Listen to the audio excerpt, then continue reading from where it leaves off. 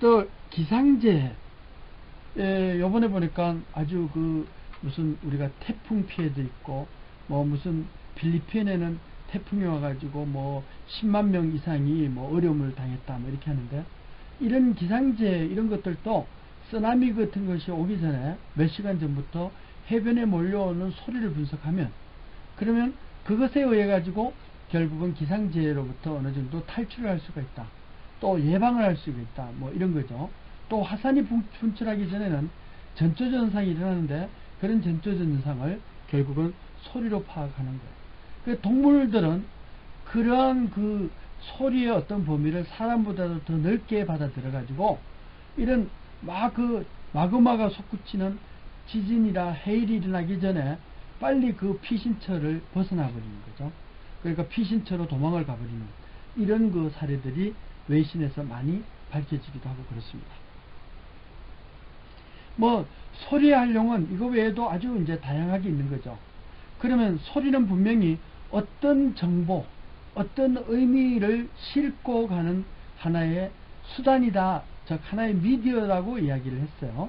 이런 소리는 크게 이야기하면은 우리가 파동으로 이루어진 에너지를 갖는 파동 성격이라고 이야기를 했어요.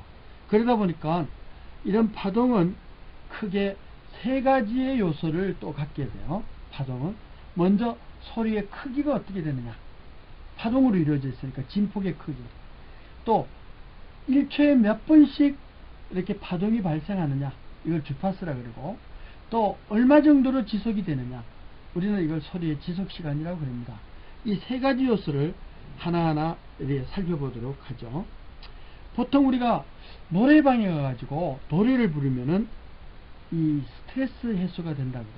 그래서 우리가 이렇게 여기다 심장 박동수를 통하는 그런 스트레스 측정기를 가지고 실제 해봤더니만, 노래를 부르는 동안에는 스트레스 레벨이 10등급으로 되어 있는데, 보통 한 5에서 6등급인 사람이 1에서 2등급으로 스트레스가 그만큼 내려가더라. 그래서 이제 그 원인을 우리가 분석을 해봤더니만은 아주 이제 다른 측면에서, 창의적인 측면에서 하나의 새롭게 밝혀진 것이 있어요.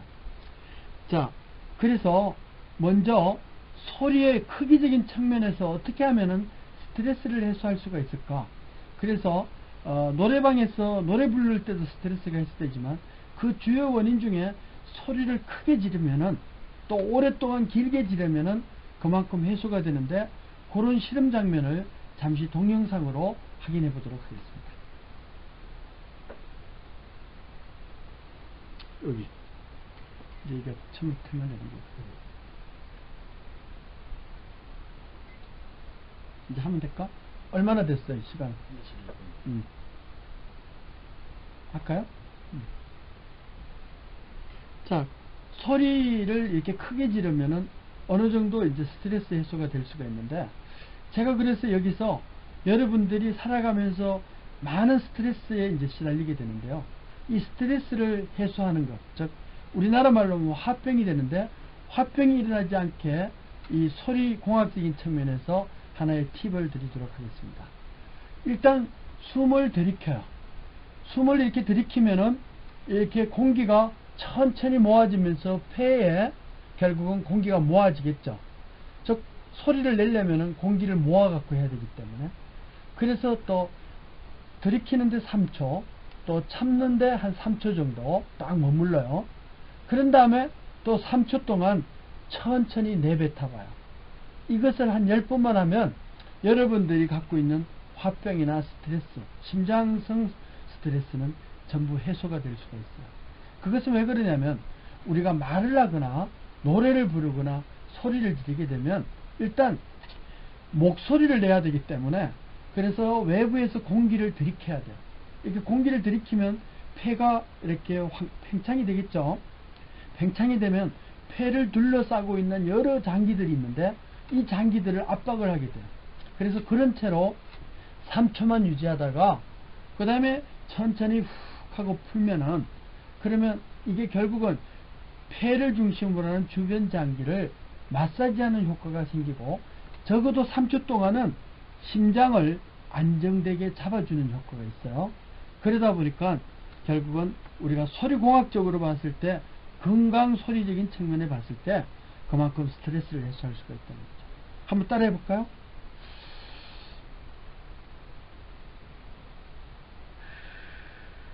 이렇게 하면은 결국은 요것을 한 10번만 반복하세요. 이게 옆 사람한테 표가 안 나게 해줘야, 그래서 하풀이 한다는 오해를 안 받게 되는 거죠.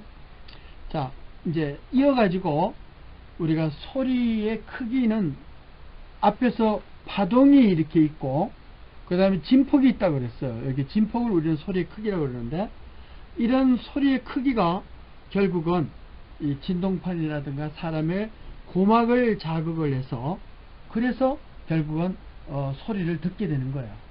자, 그러면 이렇게 보면은 1초 동안에 몇 번 떨림이 이렇게 일어나느냐, 여기서 보니까 시간이 1초, 2초, 3초 이렇게 되어 있는데, 여기 1초에 한 번이 이제 올라갔다 내려갔다 해서 이걸 360도, 즉 한 사이클이라고 하는데, 사이클을 유지했다 그러면 이것을 1사이클 per second, 즉 1초 동안에 하나의 사이클이 형성이 됐다 그래요.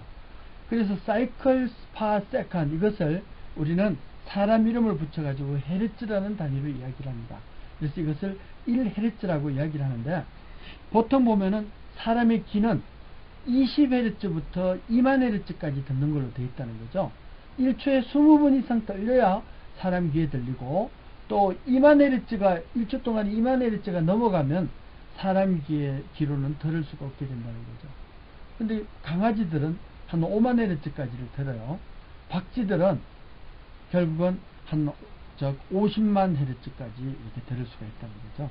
이렇게 큰 높은 그 음높이로 봐가지고 높은 주파수를 들을 수 있다.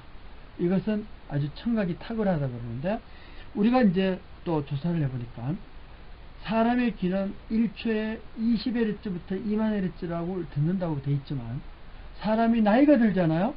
그러면 점차 결국은 이